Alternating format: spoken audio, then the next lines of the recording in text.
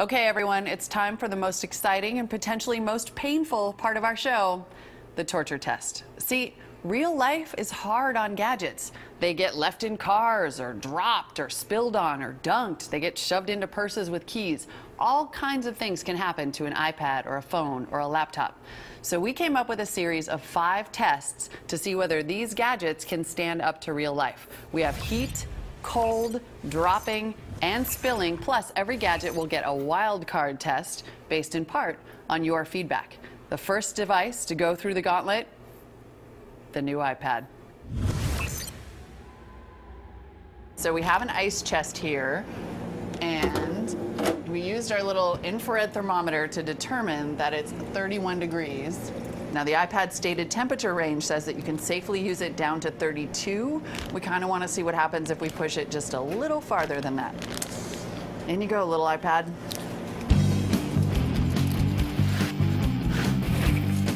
The light went off. I hope not forever. Bye. We'll see what happens.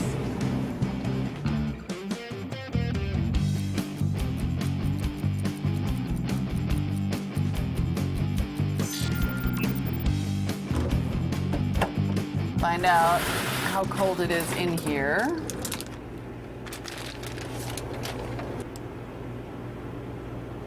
.44. It's probably starting to heat up already. I'll tell you that back though, look how cold it is. It's almost like you can see frost on there. I can draw a smiley face.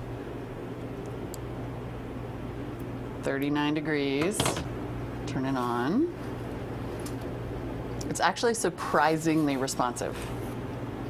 But it seems like the biggest problem we have here, if anything, is just that the screen keeps fogging up.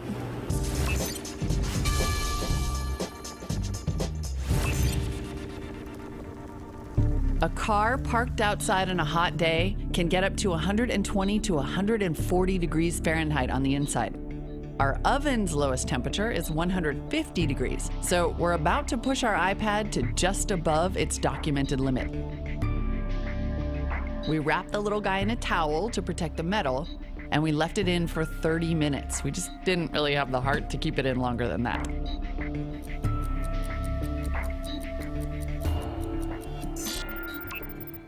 After 30 minutes, we nervously rescued the iPad. It didn't melt, but you can see a small formation of condensation. We let it rest and cool for another 30 minutes, and it survived.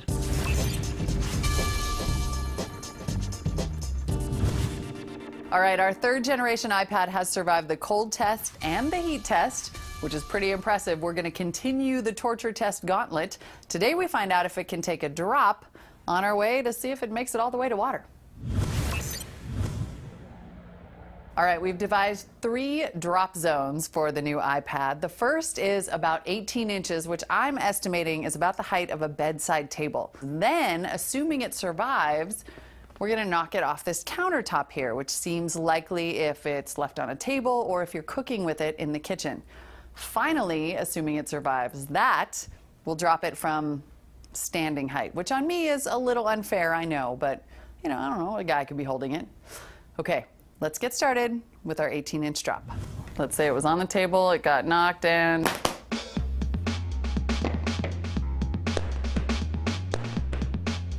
Okay. It's fine. It has some crumbs on it. No cracks. Good job, little iPad. God, that was loud. The glass is not cracked. All right, I'm gonna turn it off. Turn it back on. Seems to totally be functioning fine. Okay, this is kind of stressful. All right, now, I almost did it too soon. And then I just have a Butterfingers moment.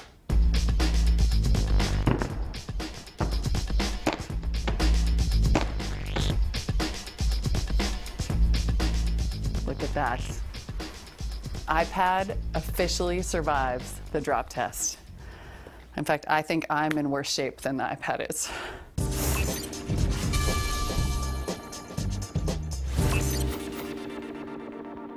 Now, incredibly, the new iPad has survived all of our drop tests, which frankly, I was not expecting. But now we've devised a wild card test. So I was thinking a thing that happens to my iPad a lot is that I drop other things on it. So we have 3 items here. We'll start with the keys because they're kind of the lightest. In fact, could be worse. Here we go. I probably broke my fob. That's like $500. No chips. Okay, iPad, doing good. Next up, the phone. Let's see.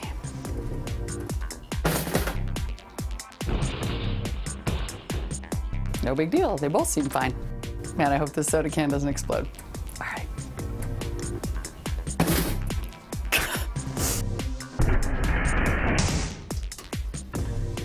Okay. Soda can and iPad are still fine, and you know what that means. iPad moves on to the water round.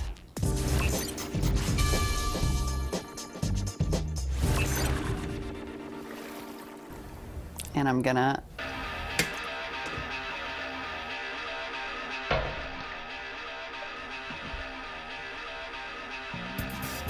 okay, my iPad's freaking out. It's doing things. Now the first thing you want to do is get it out of the water, turn it off.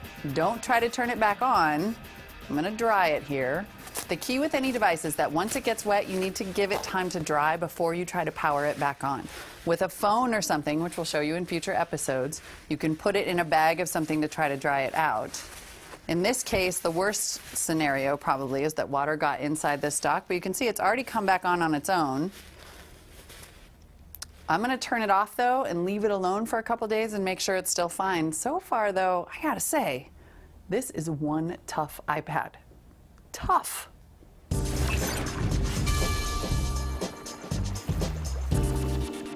I officially declare the new iPad a torture test survivor.